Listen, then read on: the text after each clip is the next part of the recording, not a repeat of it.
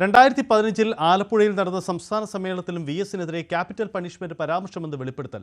യുവ വനിതാ നേതാവാണ് പരാമർശം നടത്തിയതെന്നാണ് CPM നേതാവും മുൻ MLA-യുമായ സുരേഷ് കുറുപ്പ് പറഞ്ഞത്. മാതൃഭൂമിയിൽ എഴുതിയ ലേഖനത്തിലാണ് അദ്ദേഹത്തിന്റെ വെളിപ്പെടുത്തൽ.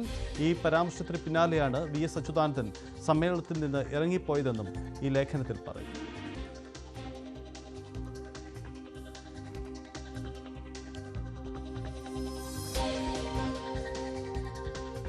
V.S.ന്റെ മരണശേഷവും ക്യാപിറ്റൽ പണിഷ്മെന്റ് വിവാദം വീണ്ടും ഉയരുകയാണ്.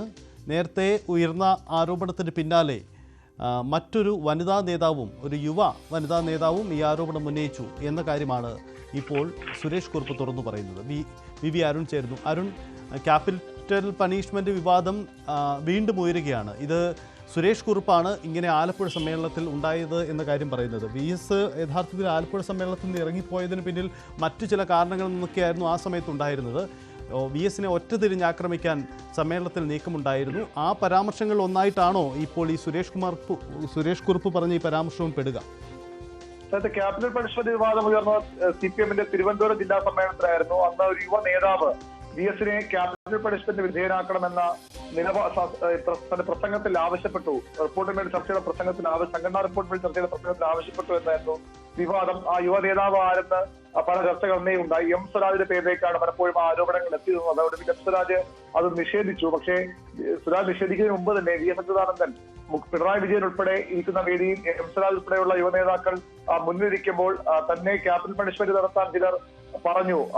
CP-യുടെ പട്ടാളവും അതുപോലുള്ള അന്നത്തെ കാര്യങ്ങളൊക്കെ ചൂണ്ടിക്കാണിച്ചിട്ടുണ്ട്. അവിടെ നിന്ന് വന്നയാളാണ് ഞാൻ, എനിക്ക് എന്നെ ക്യാപിറ്റൽ പണിഷ്മെന്റ് നടത്താൻ പറ്റുമോ എന്ന ചോദ്യവുമായി V.S. അന്ന് രംഗത്ത് വന്നത് വലിയ വിവാദമായിരുന്നു. ആ ചർച്ചകൾ ഇപ്പോഴും അവസാനിച്ചിട്ടില്ല. M. സ്വരാജ് നിലമ്പൂരിൽ മത്സരിക്കുമ്പോൾ വീണ്ടും ആ കാര്യം ഉയർന്നു വന്നു. V.S.നെ ക്യാപിറ്റൽ പണിഷ്മെന്റ് നൽകണമെന്ന് വാദിച്ചയാളാണ് ഇപ്പോൾ നിലമ്പൂരിൽ മത്സരിക്കുന്നതെന്ന പ്രചരണവുമായി അന്ന് UDF സൈബർ ടീമുകൾ ഇറങ്ങുകയും ചെയ്തു.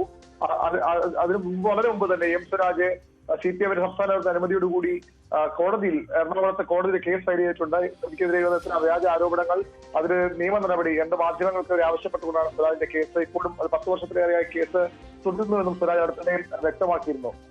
ഈ ക്യാപിറ്റൽ പണിഷ്മെന്റ് വിവാദം പിന്നീട് ഉയർന്നത് V.S. അച്യുതാനന്ദന്റെ മരണത്തിന് തൊട്ട് പിന്നാലെയാണ്. V.S.നൊപ്പം ഏറെക്കാലം അടിയുറച്ച പോരാളിയായി കൂടെ നിന്ന, അനുയായിയായി ഒപ്പം നിന്ന സംസ്ഥാന സമിതി അംഗവും എഴുത്തുകാരൻ കൂടിയായ തിരുപ്പൻകോട് മുരളിയാണ് അന്ന് ഒരു യുവ നേതാവ് V.S.നെതിരെ ക്യാപിറ്റൽ പണിഷ്മെന്റ് ആരോപണം ഉയർത്തിയിരുന്നു എന്ന നിലപാട് വീണ്ടും പറഞ്ഞത്, അത് ആവർത്തിച്ചു പറഞ്ഞത്. അത് M. സ്വരാജ് അദ്ദേഹം പേര് പറഞ്ഞില്ല. പക്ഷേ അടുത്ത ദിവസം വാർത്താ സമ്മേളനത്തിൽ തിരുപ്പൻകോട് മുരളിയുടെ നിലപാട് തള്ളിക്കൊണ്ട് MP രംഗത്ത് വന്നു.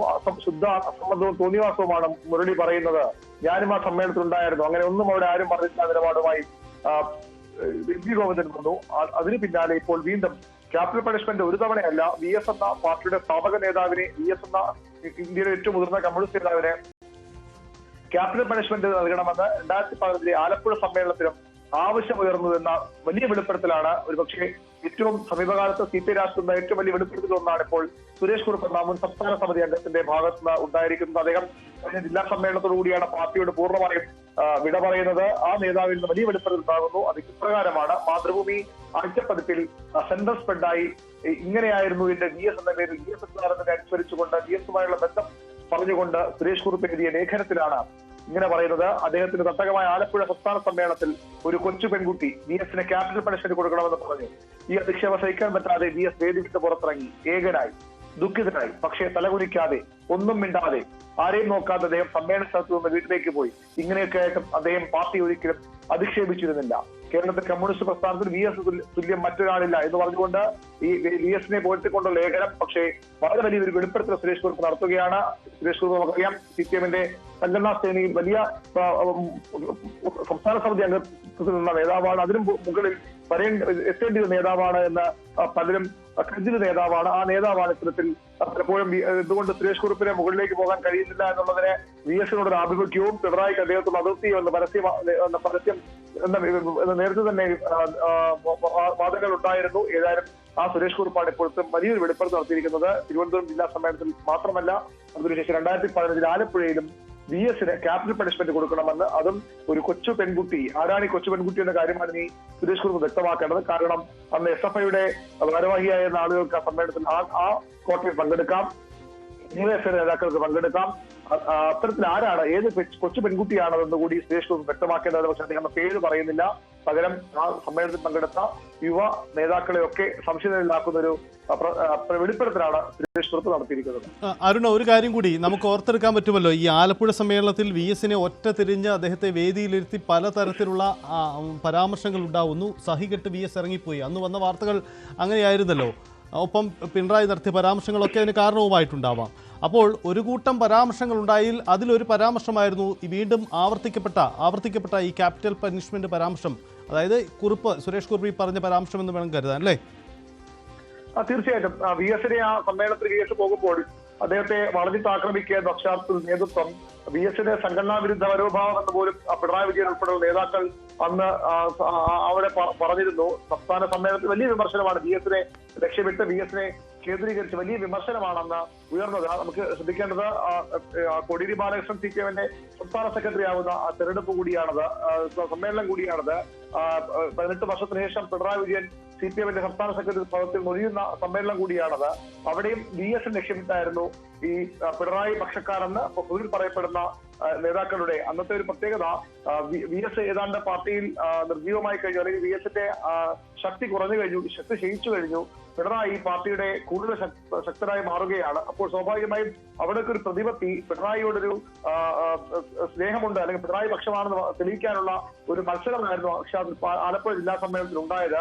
പിണറായിയാണ് ശരിയെന്ന് തങ്ങൾക്ക് ബോധ്യമുണ്ട്, പിണറായി തന്നെ നയിക്കണമെന്നൊരു പ്രീതി പിടിച്ചു പറ്റാനുള്ള നേതാക്കളുടെ ഈ പ്രതികളുടെ വലിയൊരു സമ്മേളനത്തിൽ ഉണ്ടായിരുന്നു എന്നുള്ളത് വസ്തുതയാണ്. അവിടെയാണ് ഇത്തരത്തിൽ ക്യാപിറ്റൽ പണിഷ്മെന്റ് എന്ന ഒരു യുവ നേതാവ്, വനിതാ നേതാവ് കൂടി പറഞ്ഞുവെന്ന വെളിപ്പെടുത്തൽ സുരേഷ് കുറുപ്പിന്റെ ഭാഗത്ത് നിന്ന് ഉണ്ടാകുന്നത്.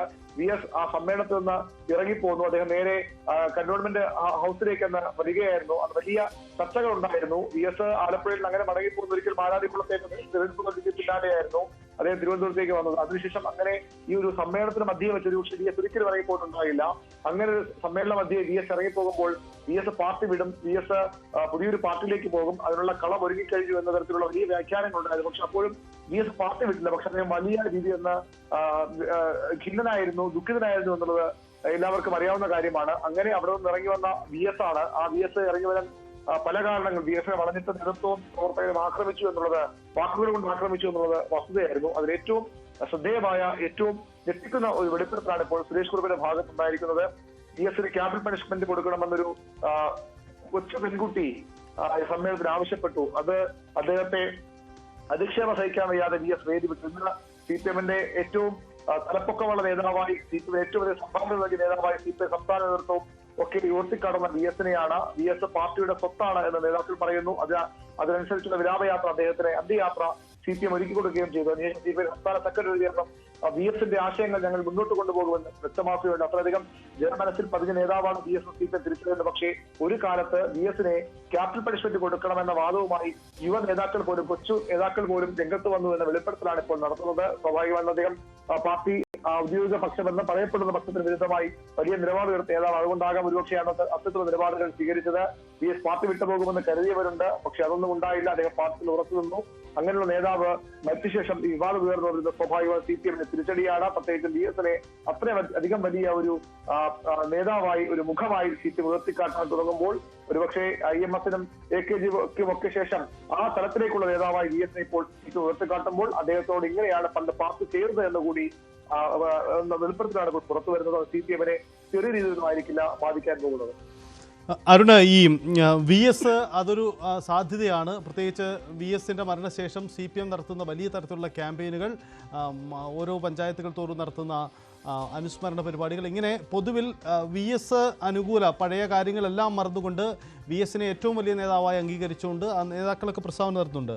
കഴിഞ്ഞ ദിവസം പിരപ്പൻകോട് മുരളി, ഇപ്പോൾ സുരേഷ് കുറുപ്പ്. ഇനിയും കൂടുതൽ നേതാക്കൾ ഒരു പക്ഷേ തുറന്നു പറഞ്ഞേക്കുമോ? പ്രത്യേകിച്ച് നമുക്കറിയാം VS-ന്റെ പഴയ VS പക്ഷ നേതാക്കൾ ഇപ്പോഴും പാർട്ടിയിലുണ്ട്. അവർക്കൊക്കെ പറയാനും ഉണ്ടാവും. അത്തരം പരസ്യ നീക്കങ്ങൾ പ്രതീക്ഷിക്കണം. അധികം നേതാക്കൾ അതിന് തയ്യാറാകുമെന്ന് കരുതുന്നില്ല. പിരപ്പൻകോട് മുരളിയെ CPM-ന്റെ സംസ്ഥാന സമിതിയിൽ നിന്ന് ഒഴിവാക്കിയതാണ്, അനാരോഗ്യം പറഞ്ഞുകൊണ്ട് ഒഴിവാക്കിയതാണ്.